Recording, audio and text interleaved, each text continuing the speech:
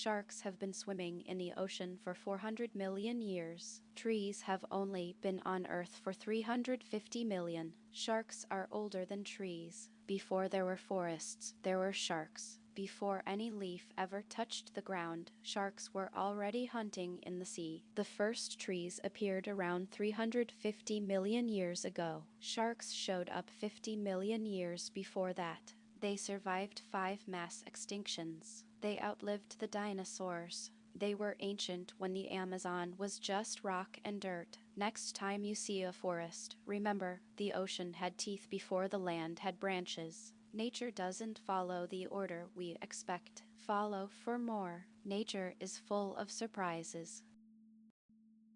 Archaeologists found 3,000-year-old honey in Egyptian tombs. It was still edible. Honey is the only food that never spoils. Scientists have found pots of honey from ancient Egypt that are over 3,000 years old. They opened them.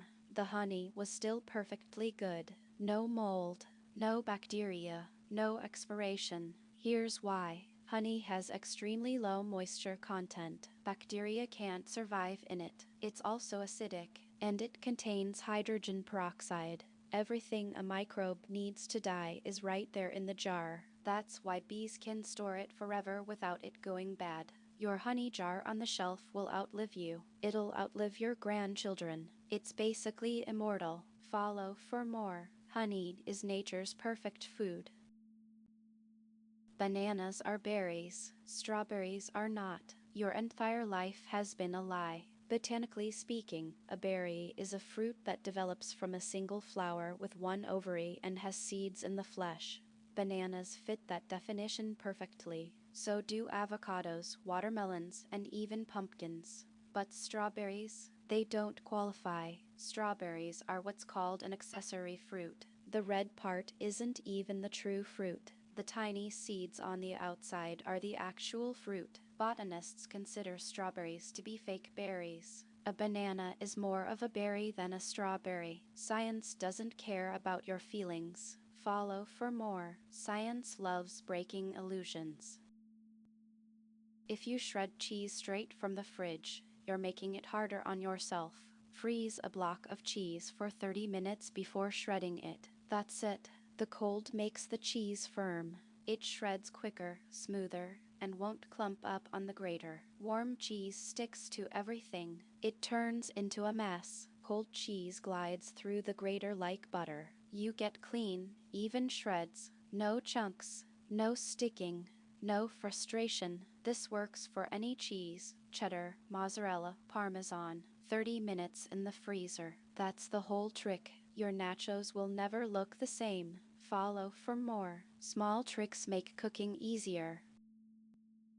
You're not lazy, you're overwhelmed. And one rule fixes it. When you're struggling to start a task, use the 5-minute rule. Tell yourself you'll only do it for 5 minutes. That's it. Just 5. Set a timer. Start. Most of the time, once you begin, you keep going. The hardest part of any task is starting, not finishing. Starting. Your brain sees a huge project and freezes. But 5 minutes? That's nothing. Your brain says fine, I can do 5 minutes. And once you're in motion, momentum takes over. The 5-minute rule works because it tricks your brain into action. Don't think about the whole project. Just start the clock. Follow for more. Productivity is about tricks, not willpower. This sounds insane, but try it tonight. Keep your eyes open in bed. You'll fall asleep faster. It sounds counterintuitive, but lying in the dark with your eyes open actually helps you sleep faster. Here's why. When you close your eyes, your brain stays active. It starts thinking, planning, worrying. Your mind races because darkness signals rest, but your brain isn't tired yet. When you keep your eyes open, your brain processes the visual input. It notices the dark room, the shadows, the nothing. Eventually it gets bored. And boredom is the fastest route to sleep. Don't stare at your phone. Don't look at anything bright. Just lie there and look at the ceiling. Let your brain get tired of seeing nothing. Works every time. Follow for more. Sleep science is weird. Pinch yourself. Now imagine someone else doing it the same way. It would hurt more. Scientists found that self-inflicted pain is experienced as less painful than the same stimulus applied by another person. Your brain dials down the pain when you're in control, but when someone else causes it, the same physical sensation feels worse. It's not about the pain itself, it's about control. When you choose the pain, your brain knows what's coming. It prepares. When someone else gives it, your brain panics.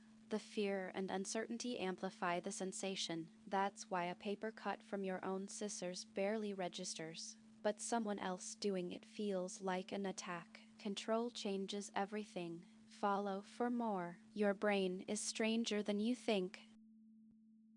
The children of 9/11 first responders are experiencing mental health impacts they never caused. Researchers found that the kids of first responders who worked at Ground Zero are dealing with anxiety, depression, and PTSD. Even though they weren't there, they didn't breathe the dust. They didn't see the towers fall, but their parents did. And trauma doesn't stay with the person who experienced it. It passes down through behavior, through atmosphere, through the way a parent holds their child a little too tight. Intergenerational trauma is real. The events of 9/11 didn't end in 2001. They're still echoing through families 20 years later. Some wounds don't heal with time. 8.